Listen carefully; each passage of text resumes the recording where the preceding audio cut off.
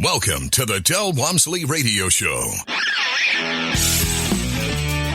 Del challenges the status quo, questions everything, and empowers you to return to your core beliefs to make your life better. If you're ready to hear the truth and get your roadmap to the lifestyle you really want, the next hour will change your life. And now, your host, self-made millionaire, national award-winning investor of the year, CEO and founder of Lifestyles Unlimited, Del Walmsley. Welcome to the Del Walmsley Radio Show, where the hype ends and the help begins. I'm your host, Del Walmsley, and as always, we're working on your financial freedom. So, my friends, I pose a question to you. What would you feel like if you woke up tomorrow and found out that almost everything you've been told about life isn't true? Think about that. What if people have been hiding from you the reality on things because they want to control, manipulate you, and keep you where you're at? Well, maybe that's too aggressive. Maybe people don't want you to know about what you could have in life because they don't want you to keep up with them. Maybe they just want to be able to stay ahead of you. Maybe it's so much not that they want you to be down, but they want to be up. Or maybe if they thought that if I tell you all the secrets about how I got what I got, then I wouldn't be able to get it anymore because you know how I did it and we'd be in competition for each other. Maybe that would be it. You know, I know so many business people who won't tell you anything about their business. I know so many bodybuilders who won't tell you anything about their bodybuilding plans, their diet, and their nutrition. There's so many people that live their lives hiding their secrets away from everybody else. And maybe because of that, most people really don't know what's actually true. Now, I think it goes even further than that. I think it goes beyond the fact that you don't know. I think it goes to the fact that you've been taught the wrong things. And you've been taught the wrong things because of a simple law that I heard of way back when I was a kid. It goes something like this: those who don't know how to or can't or won't do, teach. And those who can't do or teach, legislate so no one else can do it or teach it. In other words, if there's some way for all of us to be rich, those of us that would want to be rich would go do it. But then on the next level, if you couldn't do it, you might want to teach it. You knew about it, but you weren't willing to go do it. So you want to teach it. And then the next level is, hey, we're going to legislate this stuff because this is too good. We can't let this out to the public. We can't let the public have this kind of information because it would ruin everything. The world needs worker bees. They need people like you to get up every day and go to work. If the world doesn't have that, the world will fall apart. You can see what happened during the pandemic. They gave people an opportunity to make money without working. And then they couldn't understand why people wouldn't come back to work. See, we all think that work is essential. But my friends, work isn't essential. Money is essential. And if you could find a way to have money without working, I bet you a very high percentage of us wouldn't work. Now, you can look at everything from a pessimist or an optimistic view. And I think of myself as a pessimist. I look at everything from the negative side of things. I've been that way my whole life because I was born 200-pound fat kid with Coke bottle glasses and a flat top haircut and no friends. And so I had to go out and build a life for myself that I was happy with. But luckily, I read enough books when I was early on in my life to realize that I didn't have to stay or maintain in this very negative point of view and in this very negative position in life. And so I was able to grow myself out of it in many different ways. Stories have been told over the last 30 years over and over and over again. Where I'm going today is a step further. I'm talking about you.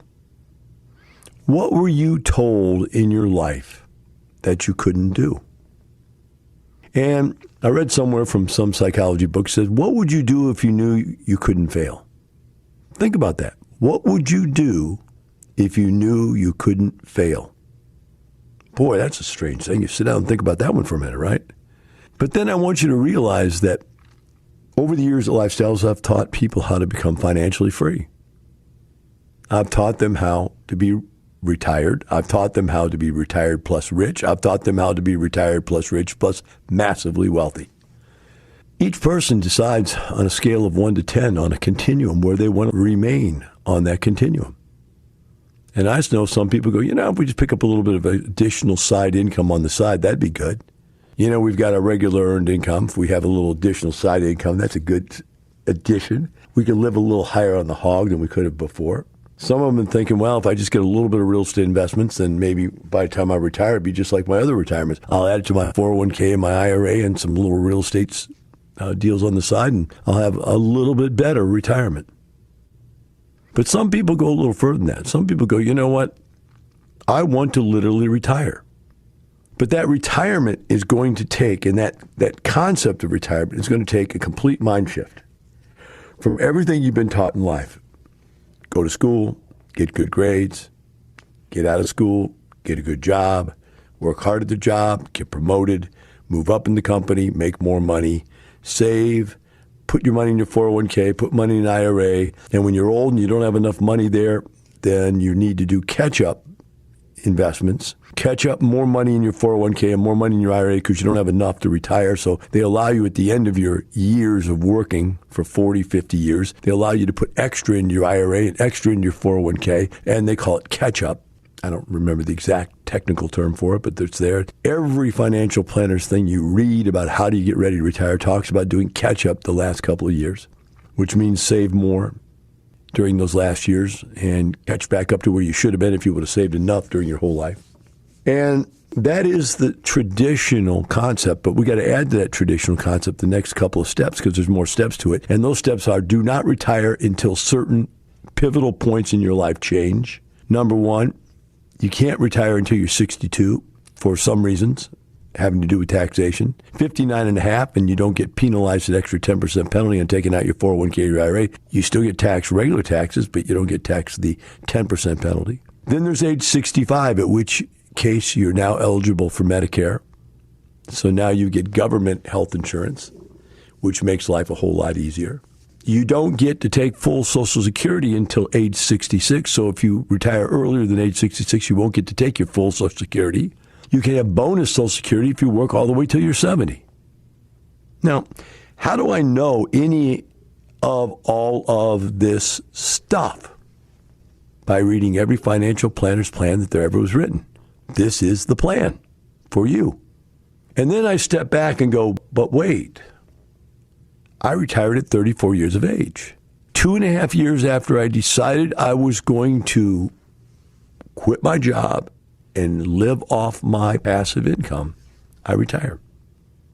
But that took, first of all, an understanding. And the understanding didn't come right away, by the way. I, first of all, found out all the bad things about the stuff people wanted me to do with my money, and I did them. I did everything they said, and it didn't work, and it failed. So I tried new things, and one of them was buying rental real estate.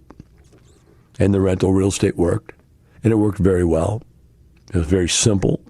And as I went through it, I found that very quickly I was adding income to my life, something that none of these other things talk about. All this other stuff was about putting money in your 401k and your IRA and it going up in value and having, making money in the stock market. But nothing was to bring money back into my pocket. And now when I'm buying all these single-family rent houses, the money is coming back in my pocket.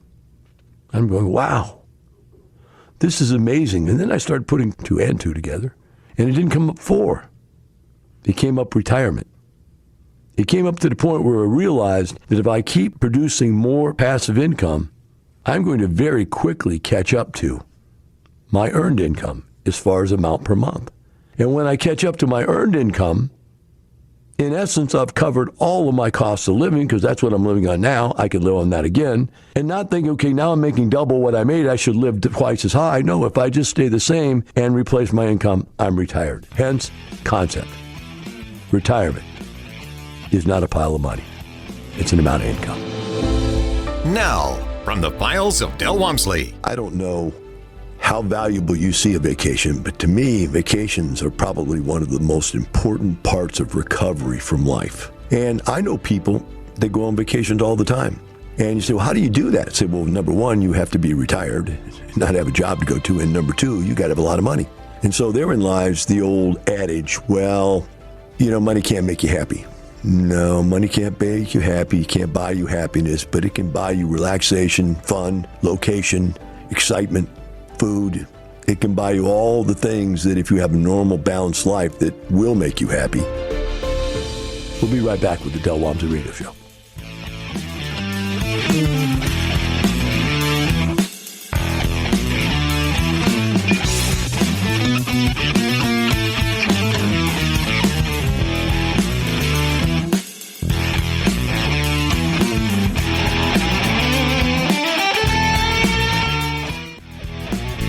Welcome back. Now here's some more unconventional wisdom to set you free from the man on a mission to retire America, one person at a time, Del Walmsley.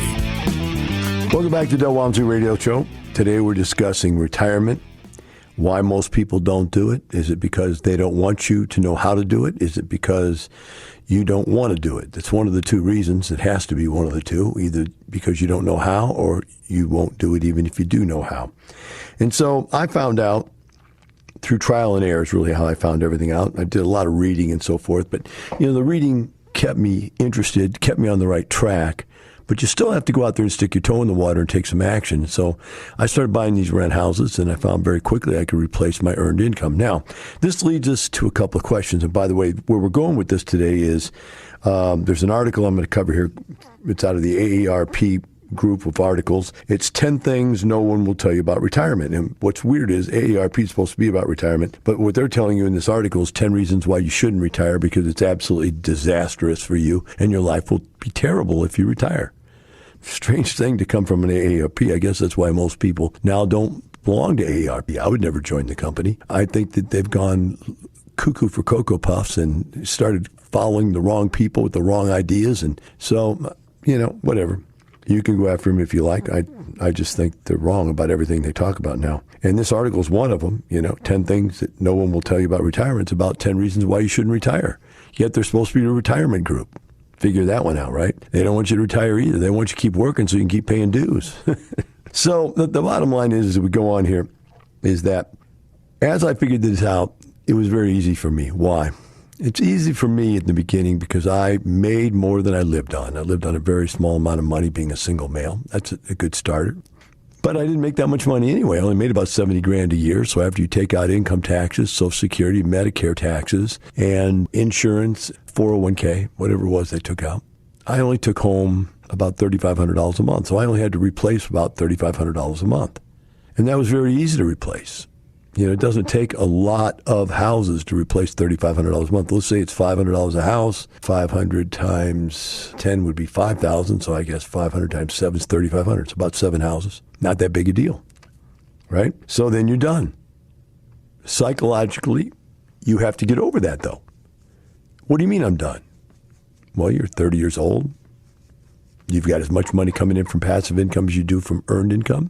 There's really no need for you to get up and work 12 hours a day, 6 days a week anymore. 12 hours a day, 6 days a week equates $3,500 a month, and or about 4 hours a month equates to $3,500 a month. Why don't you just quit your job, Del, and go do 4 more hours on the real estate and make it 8 hours a month and earn $7,000 a month? Wow, that was simple math. That was easy to figure out. And so I did it. And that's 30 years ago. And so, that's 30 years ago. And, that's Del. And, he didn't have any bills, didn't have any costs or anything. No, I actually saved up to getting my costs after I made my money. Weird concept, I know. But I made money and then I created costs. I created costs in line with what income I had. I never let my costs outpace my income. Now, for those of you that are still in that position in life where you've made those wise decisions, good for you. That's going to be easy. Now, for those of you who haven't, then you have to play catch up. You have to go produce more income. You don't have an expense problem.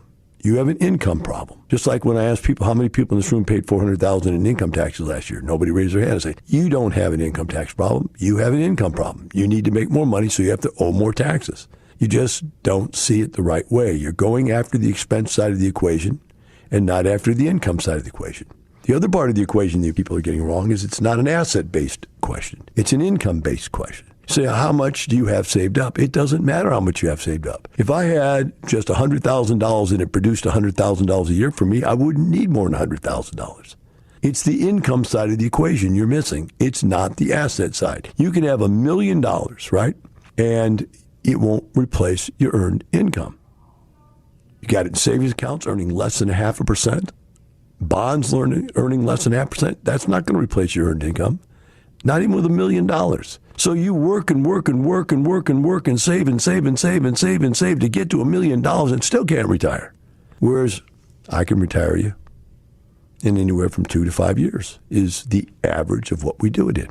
And when I say we don't do it, you do it, but we show you how to do it and help you along the way. So it gets tougher as you earn more money only because you're trying to replace more money, more income. What should logically happen is if you have more income, you should be able to save a larger amount and have more assets. And if you have more assets, I should be able to retire you sooner. You see what I'm saying? It should work out that way, that it's just as easy to retire if you have a lot of income than if you have a small amount of income. But that's only if you maintain a level cost of expenses according to what your income is. So your expenses do not grow faster than your income does. All right? So now, if we understand the show, that's the basic premise of the show, right? The basic premise is if you have enough passive income, you don't need earned income. Not saying you don't want it, but you don't need it. You could retire if you wanted to. So if you get that, then why would anybody try to talk you out of retiring? Because quite honestly, every article I pulled up today, I pulled up 3 or 4 different articles and read them. And I was just looking for someone to say something interesting or different, but it's all the same mumbo jumbo. Let me read this one to you from AARP. Even if you love your job, there are times when you'd rather be alphabetizing a spice shelf than riding a packed train alongside of hundreds of sniffling fellow commuters. And as you sway the car next to a man who has biked 4 hours to the station, you might be thinking about early retirement. Or conversely, you're in a car, bumper to bumper, in Houston traffic, coming from Sugar Land all the way into town, bumper to bumper for an hour, hour and a half ride coming in from Clear Lake, coming in from Woodlands, coming in from Baytown, coming in from Katy. It's all the same. Every single day, day after day after day, bumper to bumper traffic for an hour to an hour and a half, both ways. Both ways. It's terrible. But then he goes on. After empathizing your position, it goes on and says, unfortunately, early retirement isn't for everyone. In fact, it isn't for most people. Just 11% of today's workers plan to retire before age 60, according to the Employee Benefit Research Institute. For many of those who do take the plunge, the reality of early retirement can turn out to be far different than the fantasy. Here are a few things to consider before you decide to retire early. And then the article, 10 Things No One Tells You. Del Walmsley on how to live the lifestyle. Unions ask for COLAs. Cost of living increases. Well, your kids ask for COLAs. It's a lot more expensive to be 17 than it was when I was 14. I need a larger allowance. I need more money. I need a credit card. I need a cell phone. I need a computer. And they just keep digging at you and digging at you and digging at you. They are clawing for independence. But what do? You control them. You tie strings to all that stuff and you say, look, the way society wants this to work is you're going to go and get good grades so you can get into a good college, so you can get good grades there, so you can get out and get into a master's program or a doctoral program and or then get out and get a good job. That's the system. Be right back with the 10 Things No One Tells You.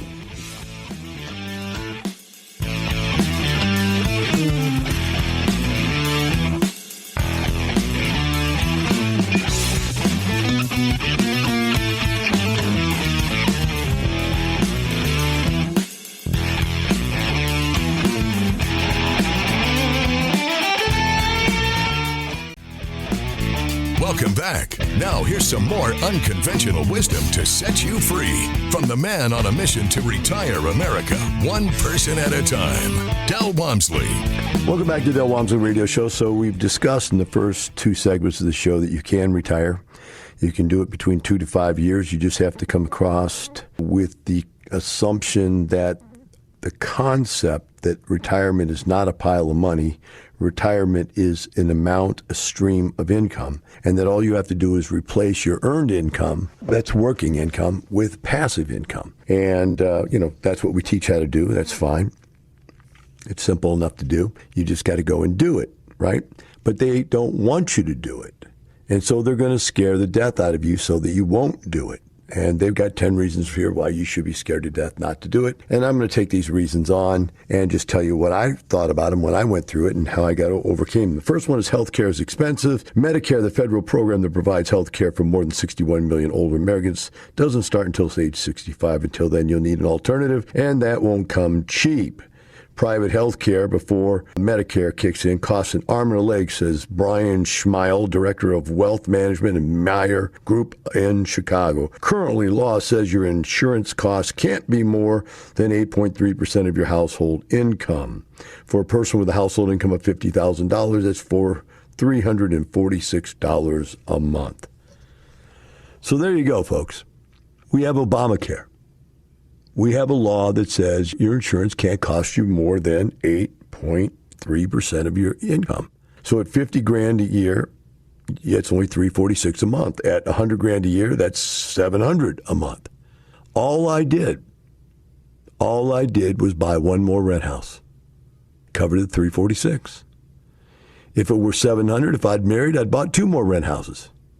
And my insurance is covered. Do you understand that? It's covered for the rest of my life while I make positive cash flow on this rent house, while the mortgage gets paid off and I accumulate additional equity from this house, while the appreciation pushes the value of the house up, all the while paying for my insurance for the rest of my life. It's that simple. It's just numbers. Yet for some people, they believe that insurance is free. Insurance isn't free. It's part of your paycheck. Insurance is paid for either totally by your employer or partial by your employer. In my businesses, we provide 50%. Now, by the way, I want you to understand this. I did not have health insurance for any of my 14 companies that are now 17 companies, or 19 now, but add two more. All my companies, I never offered insurance until Obamacare forced people with employees over 50 people to offer health care. So we put health care in. And then for the first time in years, I had company health care again. But for years, I had no company health care. I had private health care. And I paid for it. And by the way, if you've got additional things, I had cancer. Think about trying to get insurance with cancer and staph. Think about that. Overweight, high blood pressure, diabetes. I had all that. Ta-da! There were insurance pools that I got into. And there are insurance pools now. Insurance is just a cost. And all you do is make more money. Add a couple more rent houses. Number two, tapping your nest egg early can be costly. If you retire before 59 and a half, you'll usually pay a 10% early withdrawal penalty for most tax-deferred accounts, such as traditional IRAs and 401ks. Now listen carefully. There are some options for getting IRA money before 59 and a half, but it's tricky and can cause major penalties if done incorrectly, says Matt Stephen, founder of Advance Point, Wilmington, North Carolina. Again, these are all nobodies. By the way, you can get your 401k money out too. There are ways to do it. We have attorneys that can teach you how to do it. You just have to look into it and figure out how to do it and do it. But you're never going to get out of paying no taxes. Are you insane? The money in your 401k and IRA is there without paying taxes on it. Even if you roll it over to a Roth, you have to pay taxes on it. You just don't have to pay the penalty. Well, there are many ways to get it out without paying the penalty, but no way of getting it out without paying the taxes. But there are ways to mitigate the taxes. So again, it's just a numbers thing. And by the way, until you get it out, do you have any money? And the answer is no. Can you live off your money without getting it out? No. Can you invest your money without getting it out? Yes. But will you get any of the returns? No. You've got to get it out. So that's like saying, I'm never going to have kids because I don't want to get married. You should say, Del, that is really rude and mean. No, it's just about the same stupid thing. If you don't like what you have to go through to get something, you don't want it.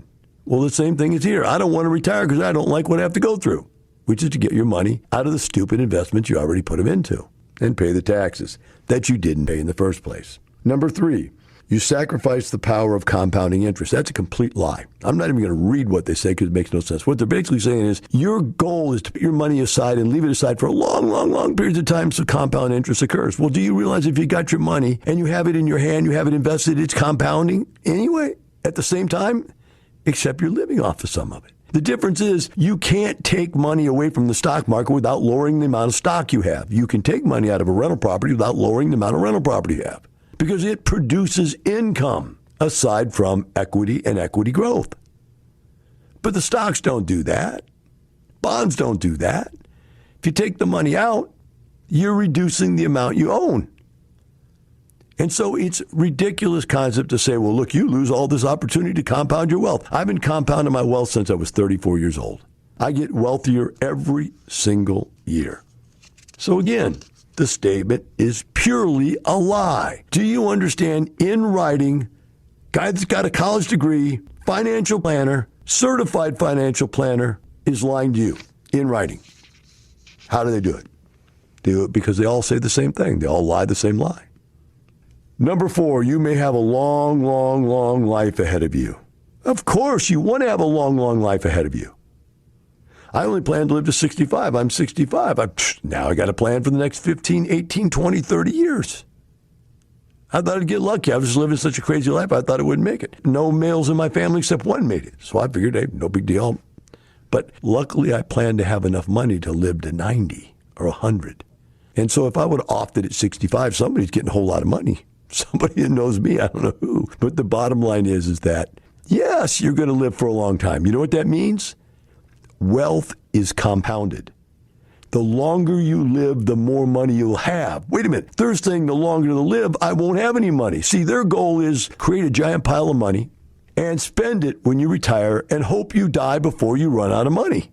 Their goal is to die before you run out of money. Mine is to live long enough to spend some of the great amounts of money I made. In fact, I'd love to live so long that I'd be worth a billionaire because every year I get wealthier. So what is this live out your money garbage? No way to live out your money if you're invested correctly. Your money gets bigger every year. So don't worry about the compounding effect. The compounding effect works whether your money's there or there. I get a little irritated. I'm sorry. These guys are such liars. Number 5, you spend more money than you think.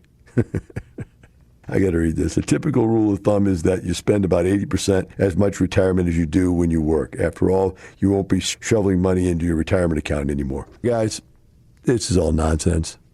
Every single year I make more money. Every single year we live better. The presents get better. The gifts get better. The trips get better. We make more money. Everything gets better. There's no getting worse. There's no running out of money. There's no worrying about how long you last. These are all lies created by people that don't know how to retire, don't know how to be wealthy. Yet they're writing the articles that you're reading to yourself and your kids. I feel sorry. Number 6, housing expenses don't retire when you do. That's a lie. They do. By the time you retired, your mortgage should be paid off. Not saying it has to be. I wouldn't. I'd retire with my mortgage in place if I needed the money. If I needed the money, I would take the money out and invest it and keep the mortgage on the house. But once at some point along the way, you're so wealthy, you've made so much money, or you've just lived in your house so long you paid the mortgage down, there's no more mortgage. You still have taxes, you still have insurance, you still have maintenance. Those are never going away. Yes, we agree to that. But you pay for them the same way you pay for everything else. Now, what they're saying is you don't ever really realize how big those expenses are. How do you not know what your expenses are? And in fact, the reality is the expenses get bigger as you get wealthier because you buy more stuff. And it's not the cost of stuff, it's the cost of maintaining stuff that's the real cost of living. Now more intel to build a better lifestyle from Del Walmsley. I remember when I was in kindergarten, I got my first report card. I ran home to Mom as fast as I could. I said, Mother, I'm famous already. I'm only in kindergarten. I'm already famous. My mother opened the report card, and in the bottom where there was a place where the teacher could write something, the teacher just wrote, "Your son is infamous for talking out in class."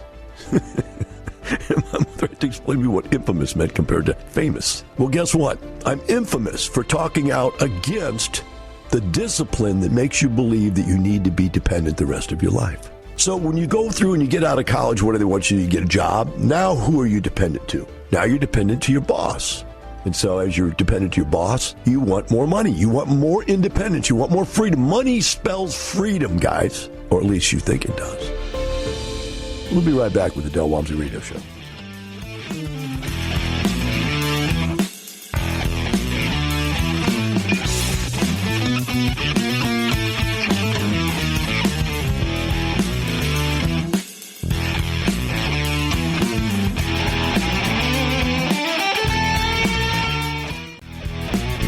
Welcome back. Now here's some more unconventional wisdom to set you free from the man on a mission to retire America, one person at a time, Del Walmsley. Welcome back to the Del Walmsley Radio Show. We're picking up on the end of an entire show that's been about why people don't want you to retire and all the things they use to scare you away from retirement. There was an article here by AARP, 10 things they won't tell you about retirement that are all negative, so you won't do it. We're on number 7 right now. Extra income can be hard to come by. Working in retirement might not be as simple as you think. While 74% of workers plan to work for pay in retirement, according to EBRI study, just 27% of actual retirees reported working for pay. Even part-time work can be a challenge. What early retirees don't seem to realize is that if they're planning on doing traditional part-time work while retired, those jobs require a commitment to a schedule that sometimes is not very flexible. According to this certified financial planner, this can cut into other retirement goals such as travel and visiting the family, and hard retirees surprised by inflexible part-time hours. Okay, get this. Here's the logic. You don't want to retire and work part-time because there may be a job commitment to certain required hours. So stay working full-time, which has an absolute commitment and no flexibility whatsoever to working hours. Is there any logic there? There's no logic there at all. And, by the way, when you work part-time and you're an adult, a senior, you're a person that can do anything, almost except for certain physical requirements. But you're the type of person that's reliable. And so you're the type of person who can tell people 3 months in advance, I'm going on a 2-week vacation, 3 months in advance, or you can just say, hey, I don't want to work anymore. I'm going to go on vacation. If you don't let me go on vacation, then I'm gone. I'll go somewhere else. Because places right now are crying for help. Do you realize that? Nobody wants to work. The teenagers of our era are not wanting to work. The 20 and 30 and 40-year-olds of our era are not wanting to work. They're gigantically opposed to it. And their time is very, very valuable to them. So you can't find enough employees to get jobs done. I can't count the number of bartenders and waiters and waitresses that I've seen in the last 6 to 12 months that have been over 45, 50 years of age. Because those part-time workers are willing to work. Kids aren't willing to work, but adults are willing to work. So don't even think you can't get flexible hours. A guy needs you. You're very reliable. You do a good job. You're a bartender. You're a waitress. You're whatever other these types of jobs are. They're going to take you. And they're going to use you when you want to be used, within reason. But if you're reliable, it's not a problem. So again, they're lying to you. Again, they're lying to you. Again, they're lying to you. Number 8, there's a lot of time to kill. When you retire, you have a 40-hour gap in your week and you'll need to fill. Are you sure you have enough activities? Guys, let me explain this to you. Activities fill time and space. I have this train hobby that's unbelievable. I could spend every hour of every day, 7 days a week with my train hobby. I have a gun hobby. I get all these different guns. I could go and shoot and train and go to gun shows and go to competitions, et cetera, et cetera. I could keep myself busy all day long, every day. Fitness. I could work out twice a day, every day for the rest of my life and love every minute of it. Travel. I could do that all day long, every day. Love that. Let's go on and on and on. Just spending time with your wife, spending time with your kids. You can get out there and do things you never had the time but always wanted to do, like beautifying your yard, upgrading your home, those kinds of things that you have time for now. You never had time for in the past. Don't worry about not having enough to do. There's more than enough to do. Number 9, you may need to make new friends. Now, this may actually be true, because when you retire, you'll find you're in a very few person crowd, and very quickly you'll find out who else has decided to retire. Because most of your friends are going to work until they're 65, 70 years of age, and you're going to be off all day long, and they're not going to have the time to come be with you. You can't do things with them. But don't even believe for a second that there's not people out there that want to spend time with you. Join Lifestyles. 50,000 clients. We all joke and say it's kind of like a personal party. It's kind of like a family. It's kind of like all these things where you go, where everybody else there has the same mindset. And that mindset is, my time's too valuable to give it to a boss the rest of my life. I need to be free. And I'm looking for other people with that like mindset that want to be free also. And the last one, I got to read this one. I just can't do it. Retirement can be tough on couples. Retirement is a major life transformation. And if you have to be patient with yourself and your spouse, says Black, some certified financial planner from nowhere. Most retired couples do not look like those pictured in the ads in commercials. Oh my gosh. You're going to hate your spouse because you're now together for the first time in 20, 30, 40, 50, 60 years. Lady came up to me and said, Del, you know, you got to get him doing something. You got to get him out there buying some real estate and do some more stuff. I said, why is that? He said, because when I got married to him, I promised to love him forever, stay with him forever. But I never promised to have lunch with him every day, forever. Get him doing something. Bottom line, your spouse and you will figure it out. It might be the first time you've ever been romantic together. I remember at Lifestyles, we took a couple out. We took out a whole bunch of couples. A bunch of people went out dancing. I grabbed one wife, and I had one of the girls grab the husband, and we danced with them. And then we put them back together. And when it was all over, the wife cried. And I said, what's wrong? I haven't danced with my husband since our wedding night. That, my friends, is what you're missing in your marriage. Intimate, private time together to go do the things you need to do to kindle and rekindle the relationship for life. Think about this. Del Walmsley offers some tips on a better lifestyle. I own multiple businesses and have multiple people running them, so no one person has their finger on my neck to control everything. And on my big businesses, I have multiple divisions, multiple vice presidents that run each division. And my companies have massive divisions and multiple companies. So now I'm interdependent, right? Interdependent. You look on the org chart, I'm not there. I always, oftentimes in seminars, pull out my set of keys, and you'll see there's 2 keys on my key ring, one for my car and one for my house. So why do I not have any keys? I own 17 businesses. Why no keys? Because if I owned a key, someone would want me to open or close the business. I don't go to the businesses because once you go, they want you to do stuff that's their job to do. It's not just the money. It's the lifestyle.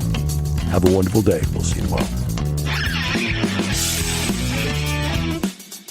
The information and opinions you hear on the Del Walmsley radio show are those of the host, Del Walmsley, his guests, and his callers, and do not necessarily reflect the opinions of this station, its affiliates, its management, or advertisers. The Del Walmsley show is for entertainment purposes only. Please consult a professional regarding your personal investment needs. Nothing presented on the Del Walmsley show constitutes an endorsement, recommendation, offer, or solicitation to buy or sell any product or security.